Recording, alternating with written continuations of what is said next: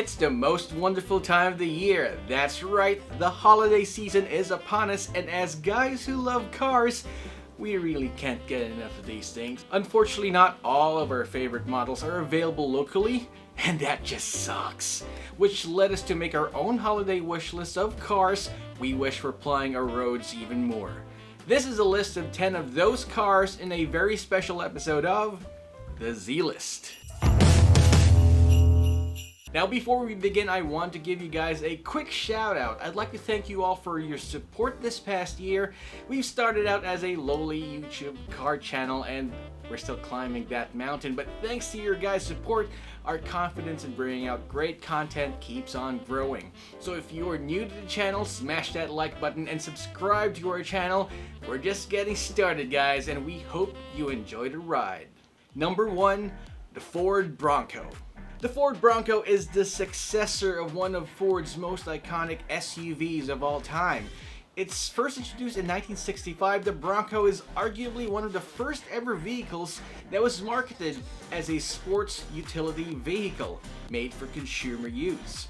Before that, if you wanted an off-road capable machine, you'll have to settle for a purpose-driven vehicle like a Willys Jeep or a primitive Toyota Land Cruiser. The Bronco wasn't just made for hard off-road work, but for cruising along town and riding high. It was a huge hit. The Ford Bronco is back with classic styling that harks back to its original design, but with a modern twist, just like how Ford treats its Mustang. It's also available in multiple body styles from 2-door, 4-door, and even comes with a removable soft top and detachable doors for that rugged off-road feel.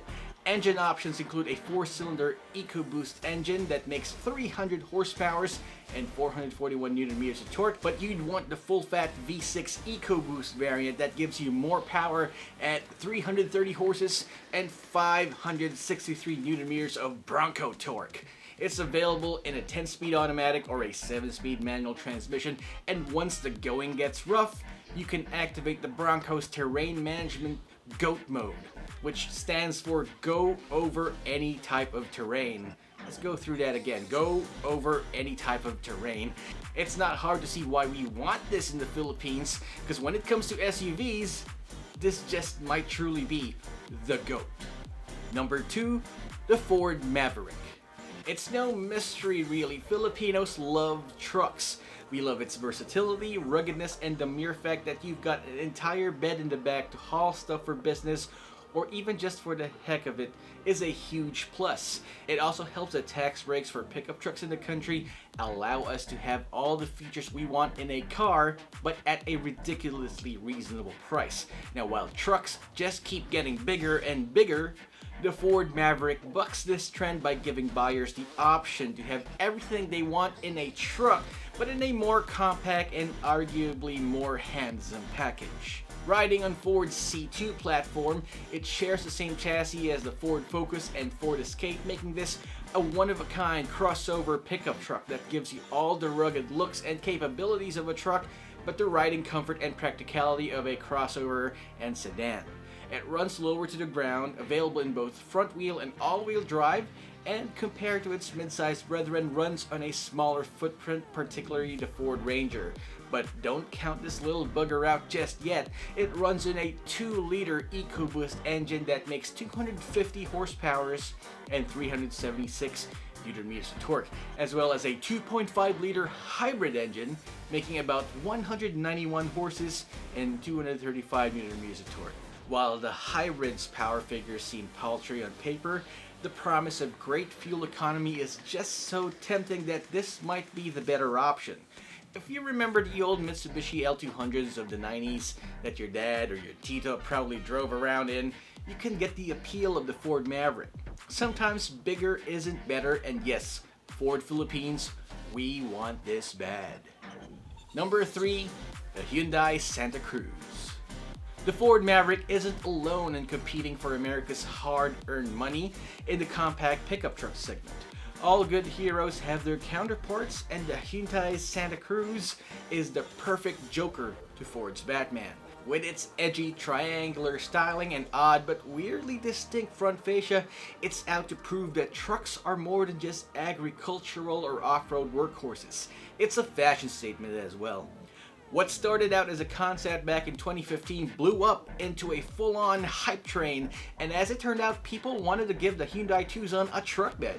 Powered by either a 2.5 liter direct injection naturally aspirated engine that makes 191 horses and 245 Nm of torque, or a turbocharged 2.5 mil making 281 horses and 422 Nm of torque, the Hyundai Santa Cruz is fully capable to be a standout on the road.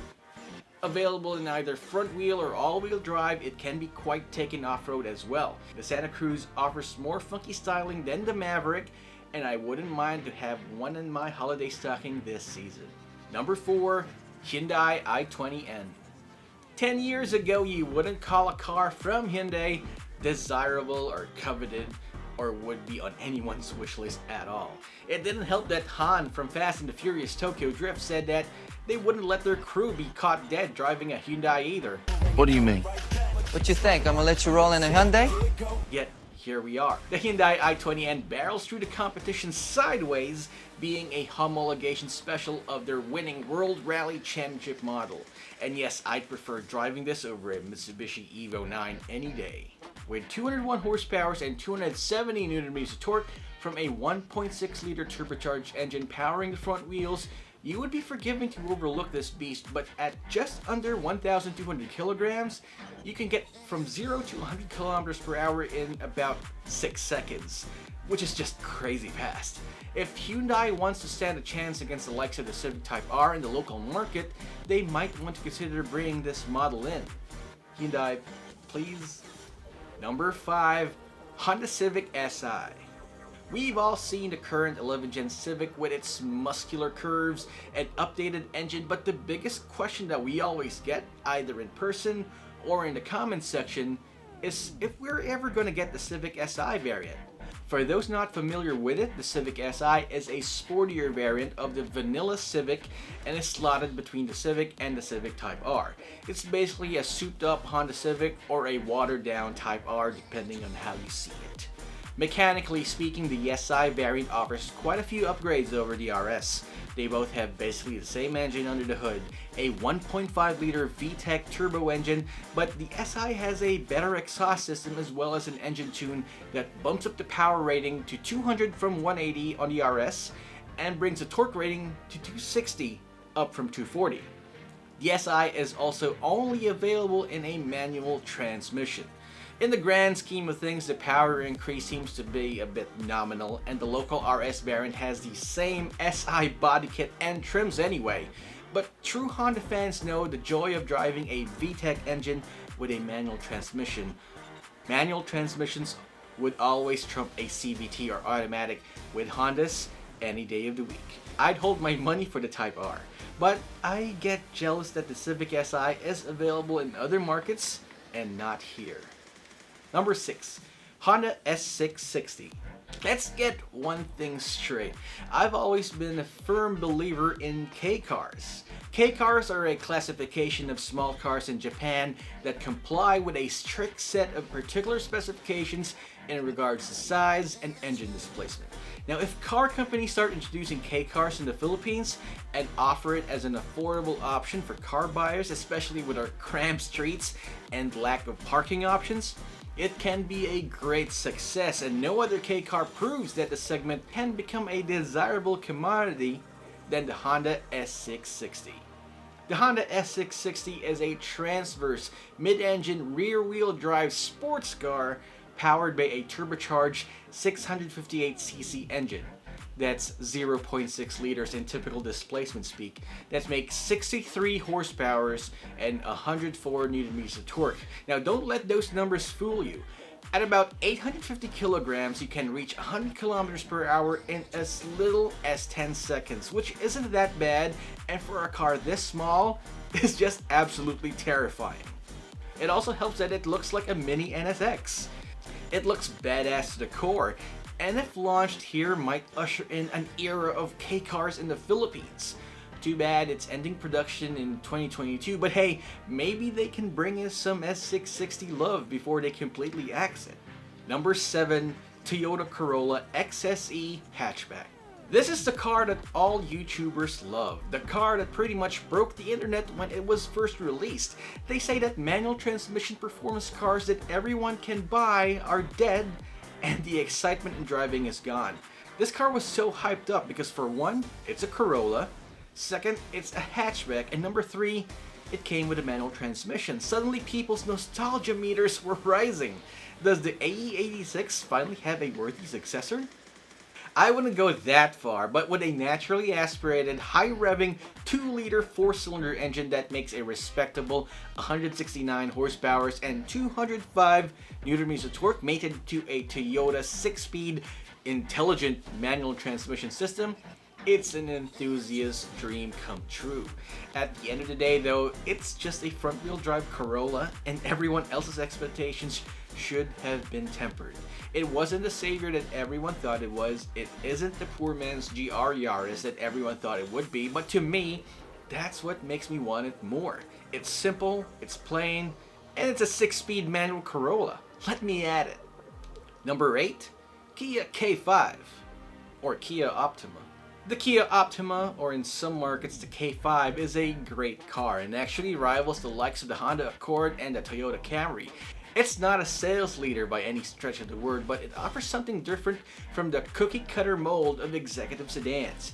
It's got funky and radical styling that the Accord and Camry can only dream of having. The advantage of being an underdog in a particular segment is that you're free to design your car and pack it with all the features you want without running the risk of alienating your fan base. It's out to grab new money, and boy howdy is it dressed for the part. Throwing away the traditional designer's handbook, they've given the current Kia K5 sweeping lines and a fastback design rivaled only by more expensive European offerings. There are various engine options available and is available with both a front wheel and all-wheel drive, but the Kia K5 deserves only the best specs. And the engine to have is a 2.5-liter turbo direct injection engine that makes a whopping 286 horsepower and 422 Nm of torque, driving all 4 wheels. For such a large car, the 6-second 0 to 100 time is just staggering. If only Kia Philippines were brave enough to bring this to our market, that would be great, but for now, we'll just have to settle for the Kia Stinger. Number 9, Fiat 500 Abarth. The little car that could, available since 2008 and with just minimal changes since then, the Fiat 500 Abarth has terrorized streets like an overpowered Pokemon, striking fear to the hearts of even the most imposing muscle cars. With a design that can only be called polarizing, you would either love it or hate it, but since this is my list, I'm just putting this right here. I mean, look at it. Don't you agree that it kind of looks like an angry small gerbil decked with a sick body kits? Powered by a 1.4-liter turbocharged 4-cylinder engine, it makes, get this, 197 horsepower and 300 Nm of torque, all from a body about the same size as a Kia Picanto. That's crazy. And the exhaust note made by the Fiat 500 Abarth just makes it all worthwhile. It's loud, it's crass, it's totally impractical, but I want it, and I want it bad. Number 10, the Nissan Juke R. Okay, let's get a little bit crazy here. A holiday wish list wouldn't be complete without one almost slightly unattainable entry, and I believe that's the Nissan Juke R. No, it's not the Juker. It's the Juke R. It's the older model, sure, but how can you not love all-wheel drive? A twin-turbo 3.8-liter V6, basically the engine and drivetrain of a GTR, but with a Juke body. This grocery getter does 545 horsepower and goes from 0 to holy frickin' hell in under 3 seconds. Too bad only 5 of these were ever made, but it's my Christmas list, innit? So that's all we have, folks. 10 of the best cars that we wish were available in the Philippines. What do you think? Do you have any cars in mind that you wish were available here and wish you could buy? Drop us a comment in the comment section down below, and while you're at it, subscribe to our channel and hit that notification icon so you're alerted whenever we upload a new video. Once again, Roy Robles here from ZigWheels.ph. I'll see you guys next time. Happy holidays.